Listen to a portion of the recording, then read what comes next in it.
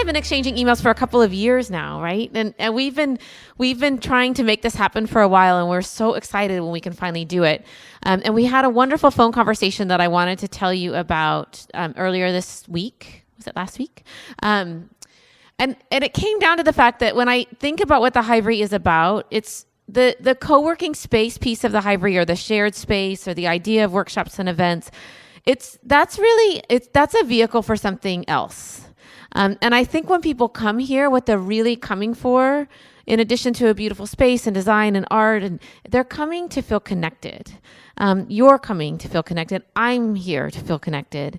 And I think if we look at what we value most in this world, beauty is beauty. It's lovely. Art is amazing. But human connection is, I think, that the ultimate value.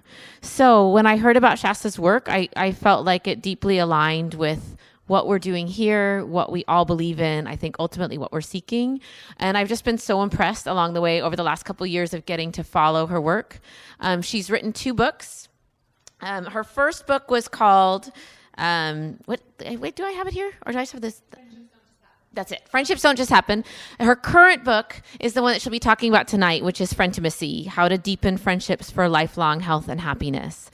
She's founded a women's friendship community called girlfriendcircles.com. She writes for the Huffington Post. She speaks all over the country. She's been on Katie Couric and the Today Show. She has been featured in Good Housekeeping, Real Simple, Health, interviewed for the New York Times and on NPR. She's put herself out there in an incredible way. She's going to tell you more about her background, but I think the biggest thing that I'm impressed with is that she has created strength and voice around the value of human connection. And when I looked at her website and was looking at some of the data points about what that does, not just for our emotional state, but for our physical health. It's incredible, the impact on the opposite of loneliness. So without further ado, I'd love to pass it over to Shasta. We're so happy to have you. Thank you. Yes, thank you for being here. Thank you. Right here if you need it. Thank you, Grace and Rachel and everybody who comes and participates in this community. It is such a beautiful thing. And I'm like a cat with catnip where I see like women gathering. I'm like, oh, so it's a beautiful thing you're making here and that you're participating in. I always like to start with a story, and the one that just pops into my head this evening is I live in San Francisco, and my husband and I had moved there and had been there for about 6 months, and we were going for a walk, and we were walking down Polk Street, and just to let you know what kind of a walk it was, he decided he was going to stop in and get a coffee for the part of the walk, so you can tell we really work out hard. And so he was walking in to get the coffee, and I was standing on the street, the sidewalk. Being the ever patient person that I am, I gave him about a minute before I started looking through the glass and was like, was he brewing his own coffee? Like, what is taking so long? And between me on the sidewalk, the glass, and my husband at the counter ordering his drink, my eyes fell on a group of 5 women sitting on the other side of that glass in that cafe. And I remember it more like the scene of a movie now. I couldn't hear them, mind you, because there's glass between us, but I saw them, and I heard sappy music playing in the background, and they all looked at each other, and they made eye contact, and they and all their heads went back at the same time, and then they leaned forward, and they all looked at the one. Well, I know, I told you he was going to do that, and they go, oh yes, I know, and they patted her, and then they did that connecting thing, and you could just like feel the connection. And then they all kind of did that, yeah, and you could just feel this. And I felt like the puppy dog at the pound, like looking through the glass, like, ooh, pick me, I want to be with you. And I remember in that moment, wishing I could just like go plop myself down, pull up a chair, and be like, I am your 6th person. My name is Shasta, and here's my friendship resume. I have references. I'm a good friend. You should be lucky to have me, and let's keep going. You know, and you just had this moment. And what caught me off guard with that story was that had you asked me 10 minutes before if I was lonely, I would have said, no, not at all. I have an amazing marriage. I have great friends. We talk on the phone. We're in touch, you know, I would have named for you amazing friendships in my life, amazing family relationships. If you had asked me if I was lonely, I would have said, no, not at all. 5 minutes later, however, I see this group of women, and something goes through my body, and immediately I'm like, I want that. I want that. One of the big problems in our culture right now is that we have treated loneliness like it's this crazy thing that those people have this problem with. What are some of the first words you think of when you hear the word lonely? Seriously, first word association, what do you think of? Lonely. Cat lady, yep. Lonely. Scary. Lonely. Sad. Lonely. Old. Lonely. Depressed. Yeah, I mean, who of us doesn't want to be these things? I mean, this is a great list, right? So that feeling of loneliness goes through our body, and we are immediately like a defense attorney just being like, oh, that is so not me. I'm not sad, lonely, depressed, old, cat lady. And we immediately are like, that can't be me. We have an epidemic of not just loneliness in our culture, but of unacknowledged loneliness. And it's killing us. Unacknowledged loneliness is far worse than loneliness, because unacknowledged loneliness means we're not doing anything about it because we're kind of buffering it from us and being like, oh no, I mean, I know I could call so-and-so back in New York, and I know she would be there for me, and I know that if I had cancer, I know that that person would be there for me, and we kind of have these scenarios in our heads where we're like, we know we've got good friends. But that's different than saying, I know who can support me today. That's different than saying, I'm in touch with people right now. People know what's going on in my life. I feel known. We live right now in a world where we know more people than we have ever known, and yet we feel less known than we have ever felt. We are more networked. Our brains are like overflowing with the number of people that we're meeting and interacting with on any given basis. We are more networked, and yet fewer and fewer of us are reporting feeling like we actually have a net underneath us. Like many of us are just like, who are the people who I share these things with, who really know me and get me, who I feel safe with, who I have what we call frientimacy, which I call friendship intimacy, because I went on this tour a couple years ago trying to change the word intimacy. I kept trying to do this like, we need more intimacy in our lives, and all of your little brains just immediately kept thinking of what? Every time. And I kept being like, no, friends, like platonic intimacy and sex and your brains, I finally was just like, this is too hard. Everyone's like, are you talking about lesbians? You know, what do you want from us? And I was just like, no, we need more intimacy than just romantic intimacy. We need friendship intimacy, this platonic ability to feel super close to other people. We absolutely are dying without it. And so I've just coined the word frientimacy to create a whole new fold in your head that has nothing to do with sex, but we can talk about it in that space, which is fun, but it's a different thing. And so this is why it's so important. I'm going to pull this up here a little bit. I want to talk about how significant it is for us to be talking about this subject for a moment. But before we do, I want you to tap in with your sense of your need tonight. And this is why it's so important. You've all heard the term EQ. I love living in the Bay Area. I go to other parts of the country and they look at me like I'm talking about aliens. Emotional intelligence is how we measure how we manage our emotions. And it has two primary definitions or parts of the definition that I really appreciate. The first part of having high emotional intelligence, and I happen to believe everything in life lands on emotional intelligence. We build almost everything out of this. It's so significant to our success, to our happiness.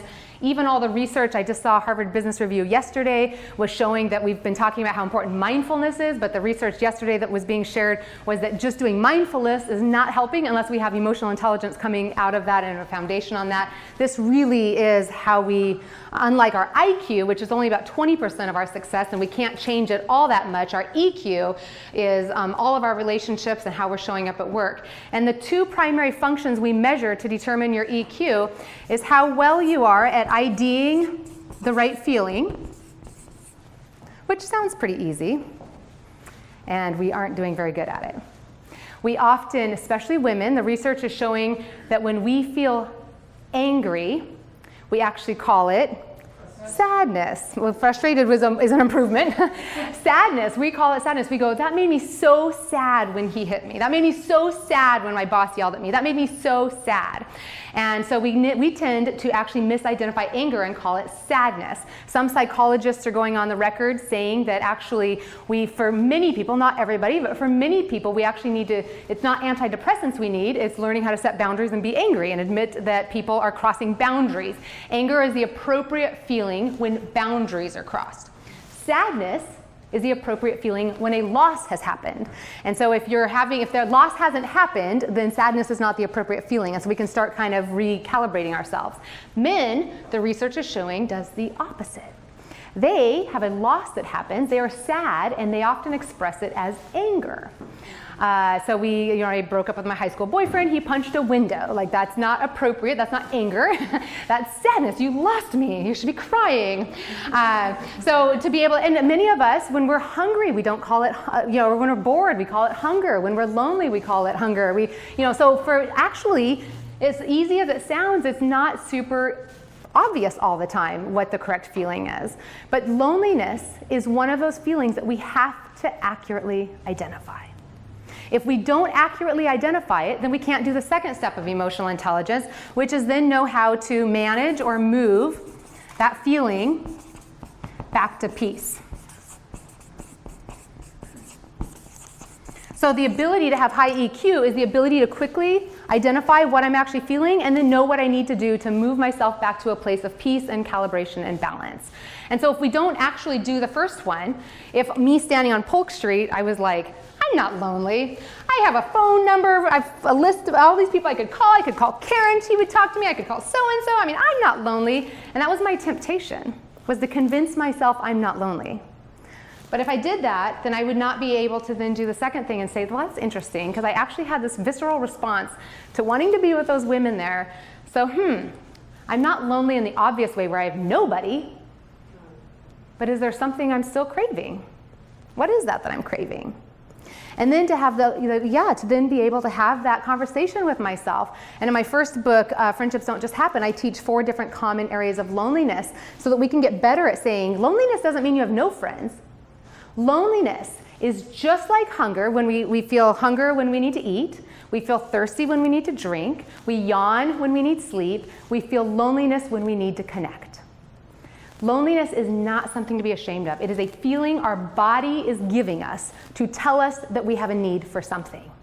And just as I wouldn't want to feel shame that I slept last week, why is my body tired again? I wouldn't want to beat myself up over that. That's how my body needs sleep.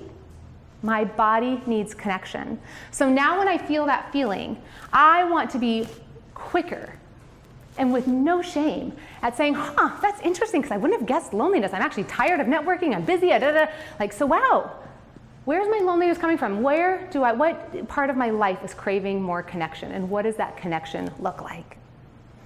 And so tonight, what I want to do is talk about how to move ourselves back to a place of, in this case, of deeper connection. In this case, most of us aren't lonely, and not all of us. Some of us, when we move to a new area, we just are lonely to meet people.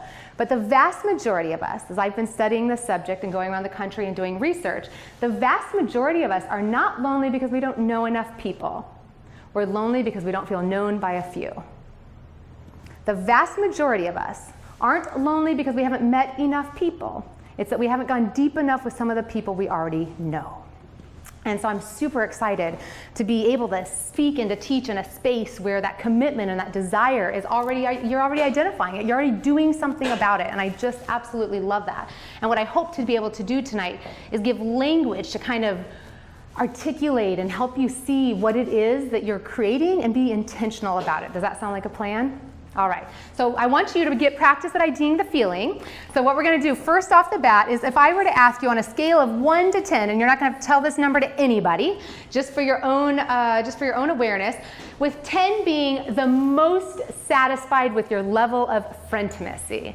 With you feel satisfied, you feel fulfilled, you feel known, you feel like you've got enough people, however you wanna kind of define that, that you are feeling supported and seen. 10's the most you can imagine. That's just complete satisfaction and fulfillment. And 1 is the least. What number would you give yourself tonight? And you're not going to say the number, but I want you to just check in with yourself and practice feeling that. Practice naming that. And I'll tell you before we go on from here, women, I've done thousands and thousands of women. I have asked this question to in different research, and women are twice as likely to put a 1 or a 2 as we are to put a 9 or a 10. And the vast majority of us are hovering, like 60% of us are 5 or under. And so really, truly, that's what I call the intimacy gap. Whatever number you have, whether it's even a 7 or 8, the gap is whatever number you're at and where you want to be, what you consider fulfillment and satisfaction. And what I want to do is teach you how to move that number up. So it's not just luck of like having to meet the right person. It's actually things you can do. So before we go further, what I would love for you to do is connect a little bit. And this is always a little awkward. And I know if I were sitting in the audience, I'd be like, I hate this part when they make us talk to people. I'm with you. And all I can say is the research bears out that it is, you actually get oxytocin hits even when you're connecting with strangers. So all I can say is it's a little awkward, but it will actually help your hair grow faster. Your nails will look glorious. So just lean into it and trust that most of us are craving connection in a meaningful way. None of us want more small talk in our lives, but we do want to show up and be seen. And so the question I want you to turn to 2 other people and get in groups of 3. Don't tell us your number, but just tell us what is one thing that you think would raise that number for you. So whether your number is a 9 or a 2, you don't need to tell us the number, but just what's one thing that would make that number 1 or 2 numbers higher for you? Is it having more people that you were close to? Is it maybe you have one really, really good friend and you're having a few more? Maybe it's just knowing who to call for that favor. Maybe it's like, what's the words, what's the language that came up for you of what would make that number higher for you? If we were going to ask, try to raise that number for you, what's one idea? What's one small thing that would give that a higher number of satisfaction for you? So get in groups of 3 and always start with your name. Some of us are auditory learners. I love that there's name tags, so that always helps. But always just say, my name is Shasta, and let's just take 1 minute each to introduce ourselves and share one thing that would make that number higher for you. All right, find 2 other women.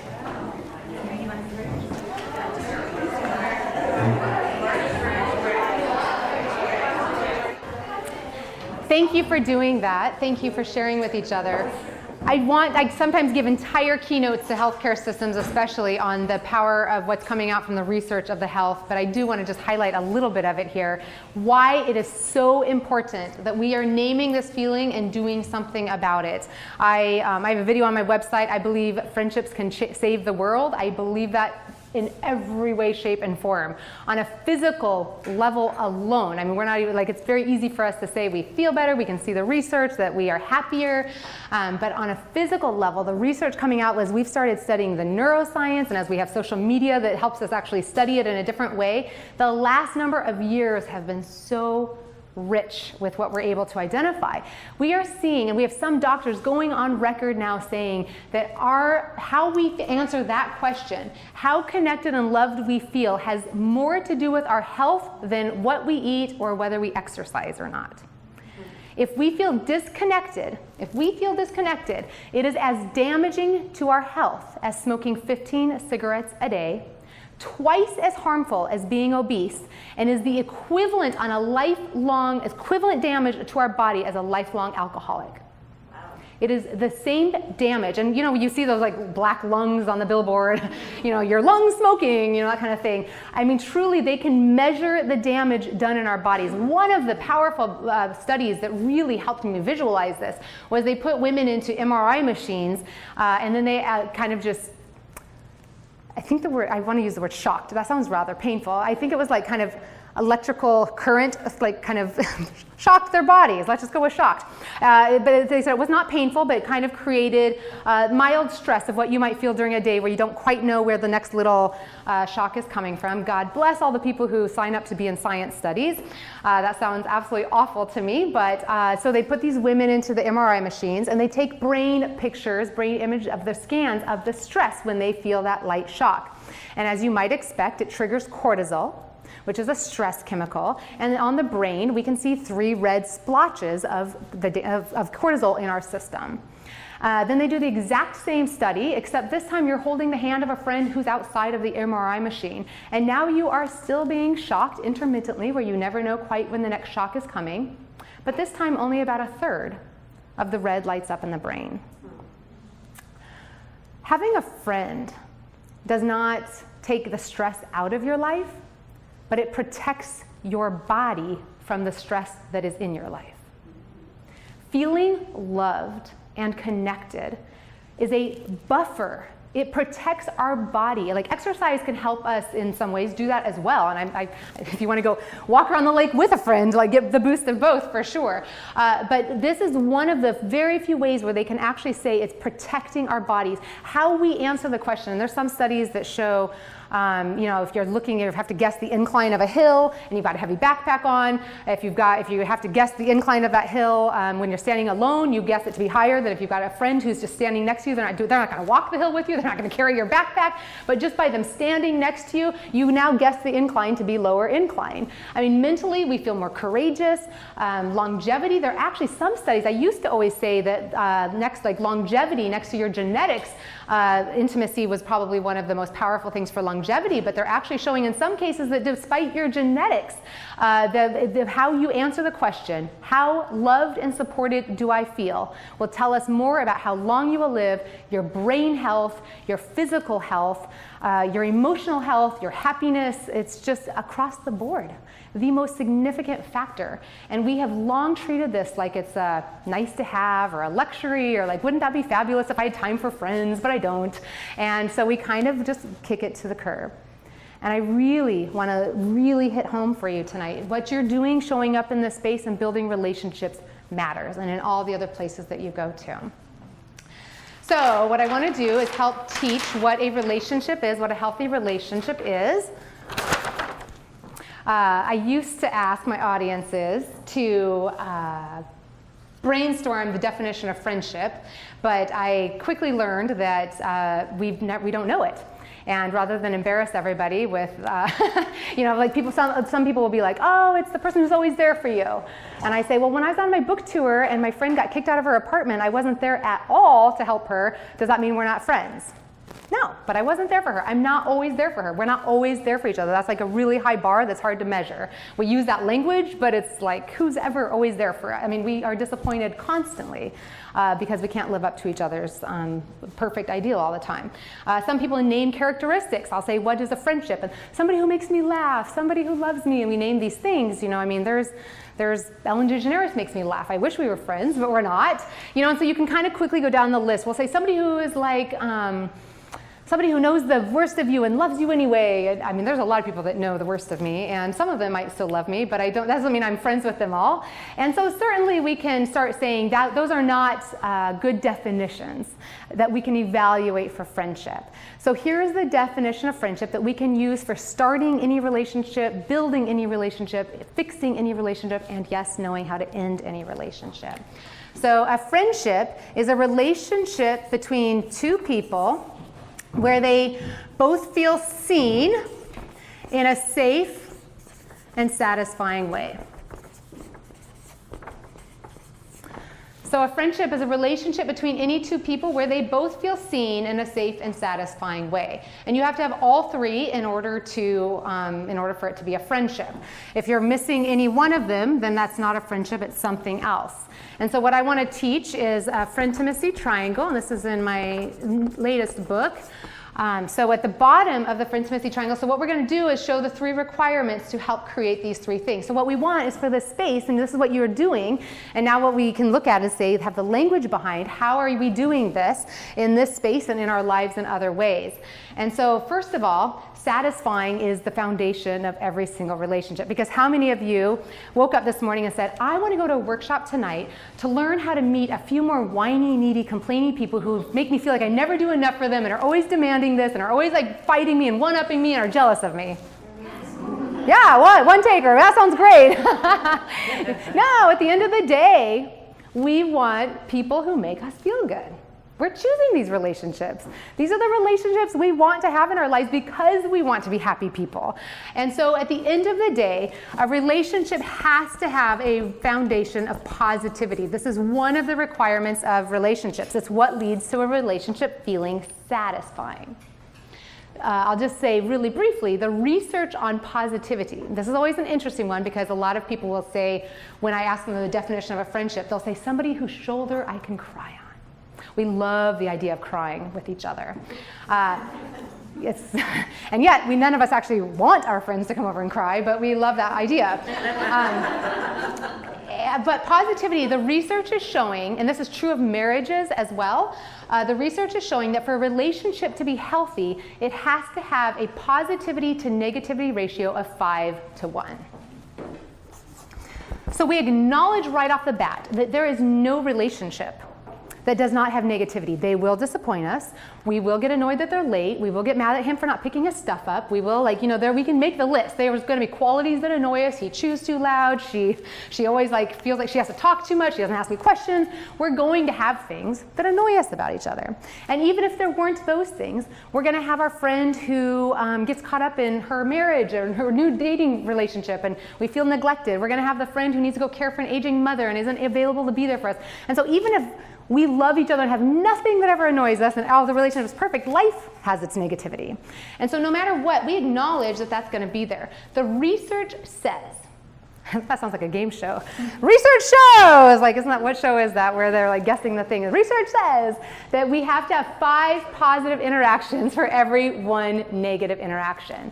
And it doesn't matter how big the negative is or the positive, it's the quantity that they're measuring and saying makes the difference. So I won't belabor this one, but let's name some of the positivity things that help us do that. So what are some of the things that bring you joy in those relationships? Being appreciated, absolutely. That's a big one. What else? Love it. Humor, laughter. Did you know they can listen to 4 seconds of how we laugh with somebody and they can tell the level of our relationship with that person based on hearing our laugh, which is crazy. You think you laugh the same with everybody, but you don't. Laughter's a really, really big one. Yeah, what else? Support. Support, absolutely. And what does that look like? How do you feel supported?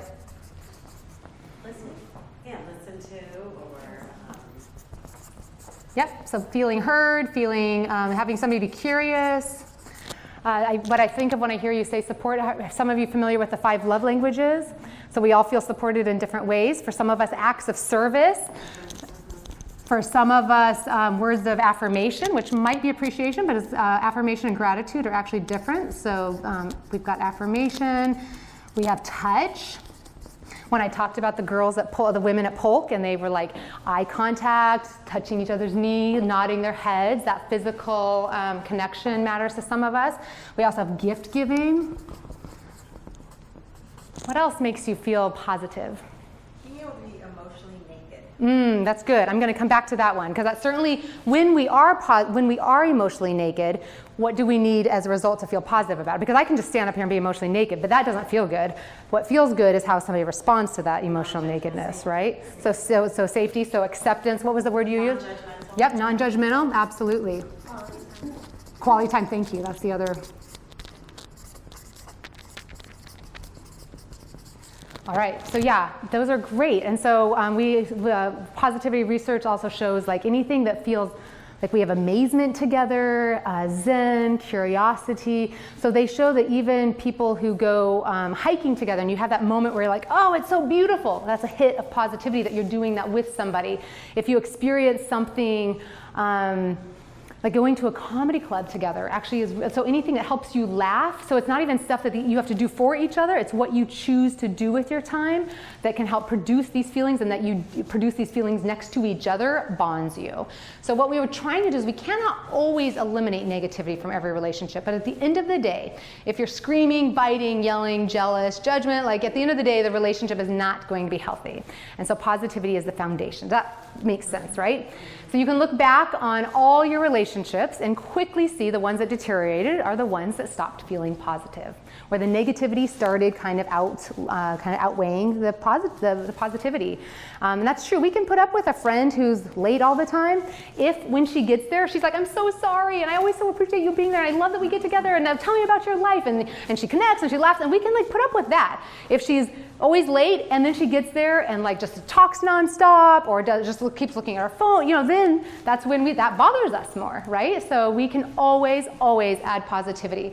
Part of our definition of a friendship is always wanting somebody to leave us feeling better about themselves and their lives for having been in our presence.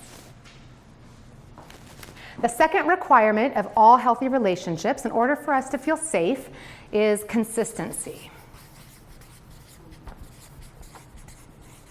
Consistency, other words for that are regularity, repetition, builds history. It's putting in the time, quite frankly.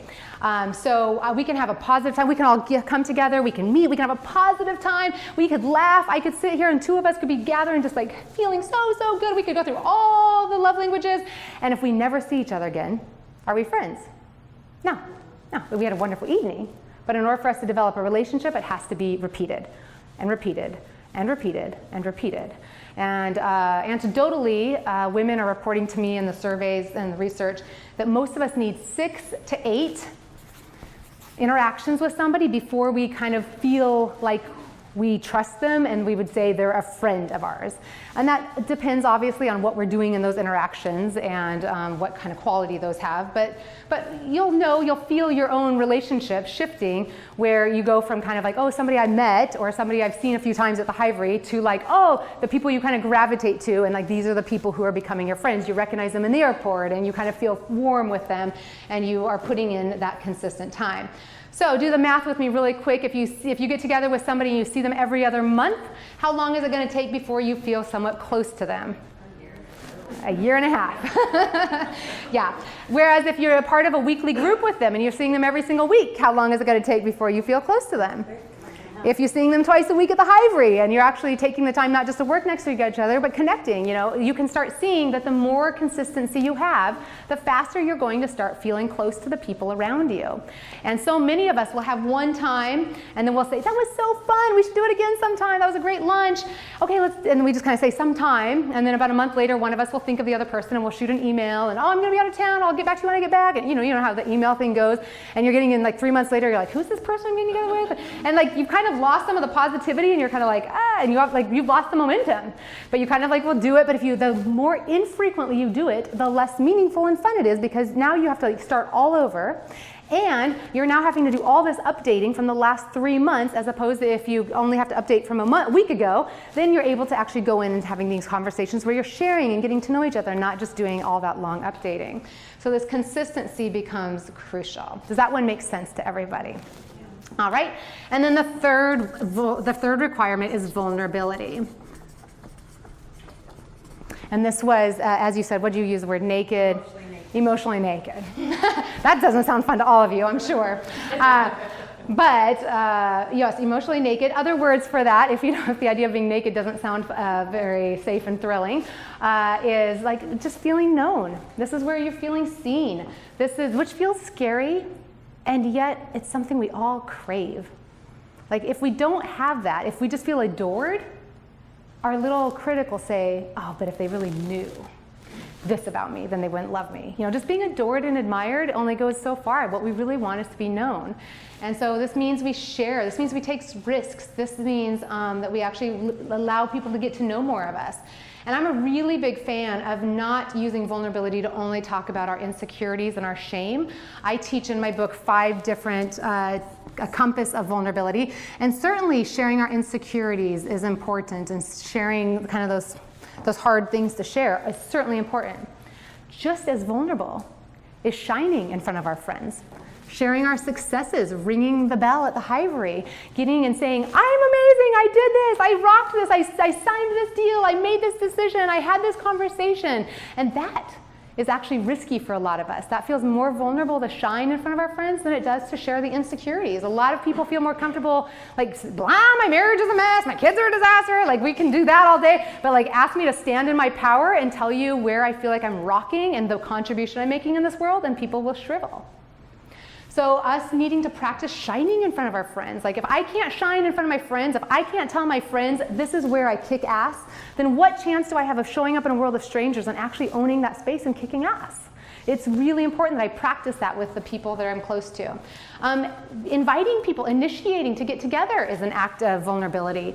So there's a whole bunch of different things here that aren't just talking about something that's other than what you typically talk about. So if you get together at church and you always are talking about God, actually doing something outside of church is, inviting them to do something non-church, or the flip side of that, or doing something at the Hivery and always talking about that might feel really risky at some point to talk about it here, but then talking about your personal life is actually the area of vulnerability, right? So when we're trying to build relationships, ultimately we want to be sharing more and more of ourselves. I kind of think of it as like, the people who I get closer and closer to are the people who should see more and more of the territory of who I am, that there's nothing that is off limits, that ultimately we want to get to a place where we feel safe in all of that. So I want to show how that works together, but what I want to do first is ask, are there any questions about these 3 requirements? Do they make sense? So I can guarantee you that any relationship in your life that is not feeling meaningful or satisfying, it is because at least one of these 3 things is in lack. Every single relationship. Every relationship you can evaluate and say, yeah, I haven't been wanting to get together with so-and-so. Why? And you can go ahead and go through and identify which one of these 3 things is the one that's been missing, that actually doesn't feel like draws you in and builds that bond. So what I want to do is I want you to kind of get with a new person, and just with one other person, and this time share your name again, and just share which one of these 3, when you hear me talk about it, which one of the 3 requirements of friendship do you actually think would make the biggest difference to your friendships in general, or maybe it's kind of one specific friendship that popped into your head that you go, oh, I need to focus on that one. That one's the missing one. That one's the one that's the lowest of all 3 of them. So share with one other person which one of the 3, whether it's positivity, consistency, or vulnerability, that you think would make the biggest difference to a specific friendship or your friendships in general. And just do a 30-second, 1-minute share, so you don't have to go all in the details, but just kind of share which one would raise that number for you with one other person.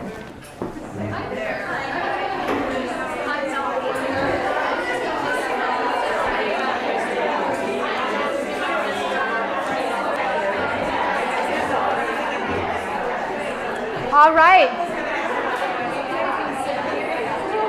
So let's take a vote. Let's take a vote. By show of hands, how many of you said positivity would be the one that makes the biggest difference? 3, 4, 5, 6. Okay, perfect. How many of you said consistency is the one that would make the biggest difference? That was the bulk of everyone. How about vulnerability? Okay, good. Excellent. Great. Thank you for that. Yeah, so every relationship in your life, this is how they get started. These are the things you can look back and say, oh, friendship just happened when I was a kid, and it never just happened. It happened when these 3 things occurred, when these 3 things were in place. And every relationship you can look back on and see, these are the things. It has less to do with how much you like somebody and less to do with how many things you even have in common, and more to do with how much you practice the 3 requirements of friendship. I can guarantee you, anybody, I can put you with a complete stranger, and if you practice these 3 things, you would bond and feel close to each other and feel safe, have a relationship where you both feel seen, safe, and satisfying. And I can go into all the research on how they've done this. Some amazing studies of how they've bonded 2 complete strangers over and over and over again by putting a process in place that helps do this. And so really what you want to do is be able to know that any relationship, I teach this in work settings and corporate settings and team settings, in marriages, it's the same 3 things, all healthy relationships. I want you to feel equipped to be able to quickly evaluate in your head if you're starting a new friendship. Okay, at the beginning, they're not ever going to want to see me again if they don't leave my presence feeling good, right? So I need to be positive. At the end of the day, if they don't leave feeling somewhat like happy, then they're not going to choose to be with me. Unless you're in a setting where you work together, then you have a chance of the consistency ending up to kind of happen.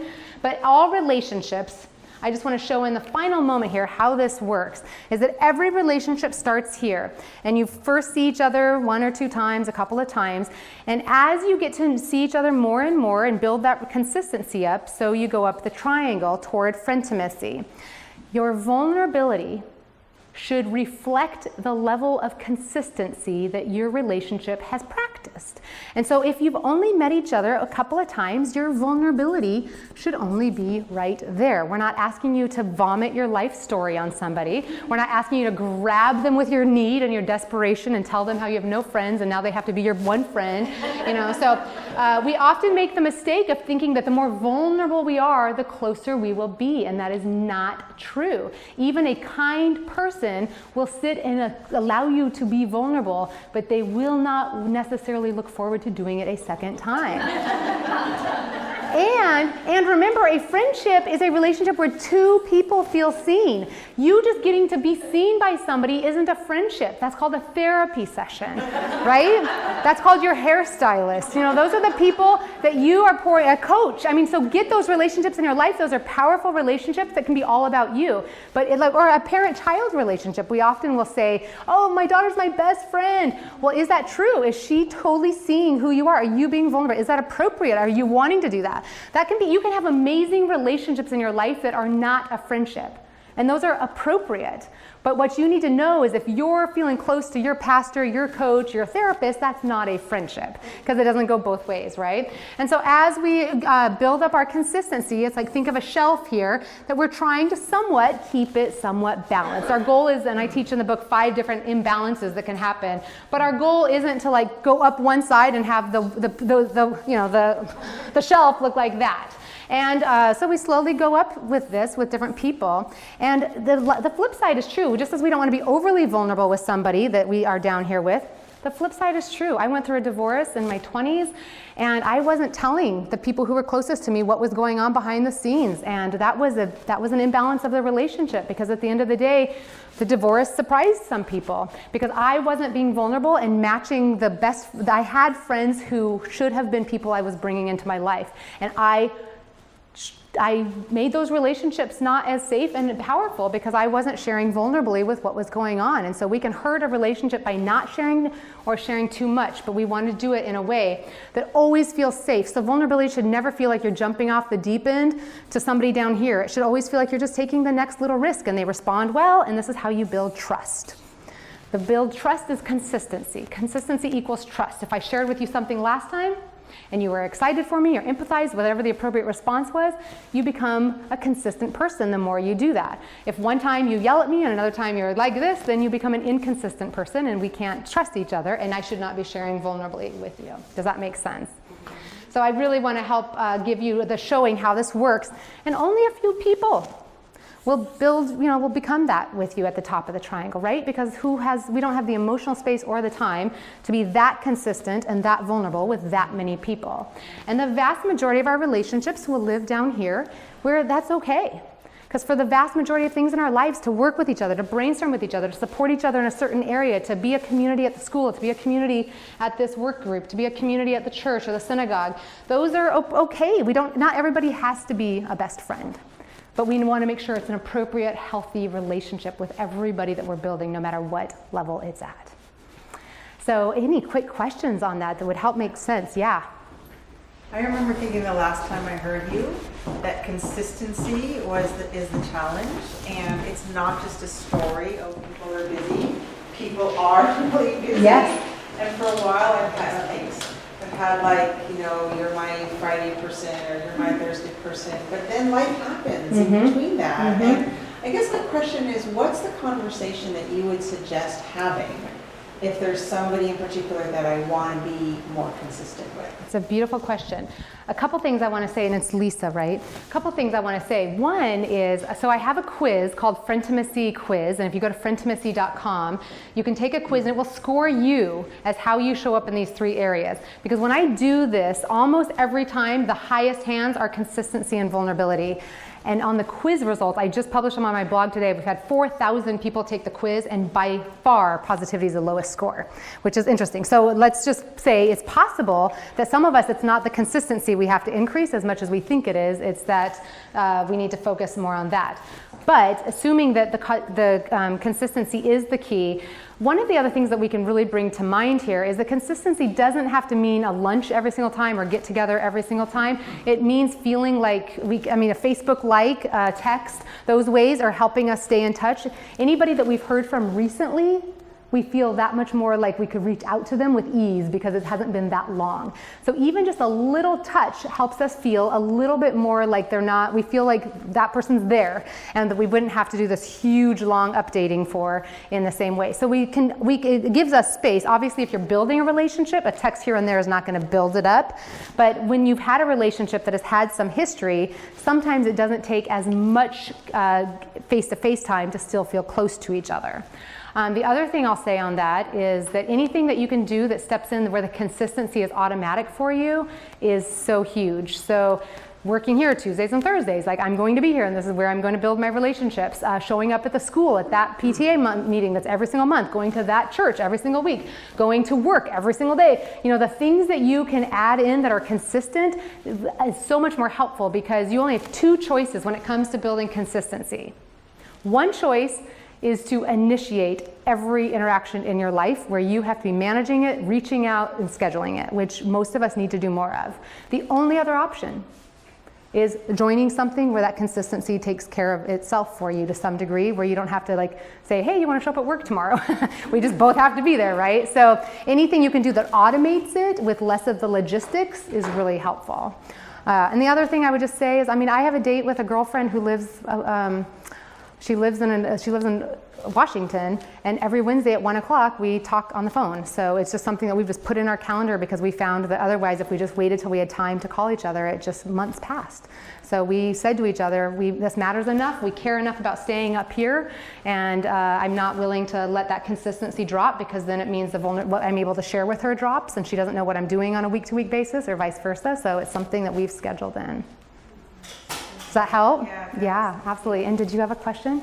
You already answered it. I have two girlfriends that we have phone. I was saying, does it matter if it's on the phone? Yeah. I'm sorry, does it matter if it's on the phone? Because I have two girlfriends that we talk to once a week on the phone scheduled. Beautiful. Absolutely. Yeah, and it really works well. Absolutely. Absolutely. And I think for all of us, it's finding that space of what kind of connection do I crave? And in my first book, I talk about the different levels because I wouldn't want all my closest friends to be long distance because I don't want to be on the phone that much. And I want to have that moment in the coffee shop where I'm looking at each other and like not just updating them, but actually, having that. And so, but there's some people that I value making sure we stay in touch. And so I think for all of us, it's kind of finding that balance of what we need and what relationships we need. Absolutely. Any other questions? Was this helpful? Yes. Does this feel like you can kind of start evaluating some of the relationships in your life and starting to see, okay, that person, we often will start saying they're toxic, and we have like all this language around a bad friend and a good friend, and often it's not that that friend is bad. You've got yourself, you've got your friend, and then you have this third entity that's the relationship. And it's often not that this person's bad or this person's bad. It's that the dynamic that's been created between the two of you doesn't practice all three of these things. And so we can always, one person in that relationship can always start encouraging and being more intentional about how to bring these three things into any relationship. So I hope that was, one more question. Just, you have such interesting insights. I want to hear what you have to say about supporting in friendships where friends might be going through prolonged difficult periods, like nasty divorces or illnesses, and just we go through long periods when we can't be a good friend, or we don't know how to support friends who are going through things like that. Thank you. It's a beautiful question, and I'll just say because of the time constraint, I'll just say in my first book, Friendships Don't Just Happen, I have a 2-page spread on how to go be a friend in those spaces. That even when I was going through my divorce, even when I'm in crisis, even when it's harder to have any other life matter because of what I'm going through, we still have to stay mindful of the positivity ratio. And so 2 things. This is kind of like a bank account. So hopefully most of us are building relationships where we're making more deposits than withdrawals for a while, so that when we go through a bad spell, we can make some withdrawals, if you will, and we're not putting that relationship in debt. When you're making new friends, you don't get the privilege of doing that. You don't get to go in and just start making withdrawals without having put those deposits in. And remember, the exchange rate is 5 deposits for every withdrawal. So hopefully we're building these bank accounts up with a few people for when those things happen. But even when we're in pain and crisis, and this was a hard lesson for me to learn, was to recognize I can still say thank you so much. I can show appreciation. Like I can cry and then I can say thank you. Then I can appreciate and affirm, you are always somebody who like helps me see what I'm not even able to see, like, you know, yada, yada, yada. And then I can say, but now, you know what, I feel, I know I'm going through a lot and it's heavy and it's weighing on me, but I am curious about your life. Tell me about your life. Like, and ask questions and show curiosity, you know, and then there's always a space where they'll be like, oh, but nothing I'm going through is this big. And like, hey, no, pain is pain. And your life matters just as much. And so validating that they have the space to take up space in that relationship still. So there's things we can do. It doesn't mean being Pollyanna. Positivity doesn't mean I have to be happy. Positivity doesn't mean I'm like, oh, everything's fine. Like the divorce, what divorce? Oh, it's really fine. You know, I mean, my life sucked and I was crying and it hurt and I was scared and I felt hopeless and that's real. And if I'm not sharing that with these levels of relationships, then I'm hurting the relationship. And that's not appropriate to be sharing at this level of relationship. But in any level of relationship, I can still hug them. I can still say thank you. I can still appreciate their life. I can still show curiosity. I can still say, you know what, let's take a night off from my pain tonight and go to a comedy club and just laugh. Like, let's do that for our friendship. So no matter how much pain we're in, we have to still recognize that those relationships, we can't just be taking those withdrawals and we have to be making those deposits. So even if we're the other friend, to be mindful of saying, hey, I know you're in pain, but I was just thinking once every time we get together, we should each share something we're grateful for. You know, there's ways we can show up and help hold the space for that. Does that help? It's a beautiful question. It's a beautiful question. And we all are hurting at times. And we certainly want to be there for each other and be real because we want to be seen in a safe and satisfying way. So we need to do that and practice that. And thank you so much for being here and thank you.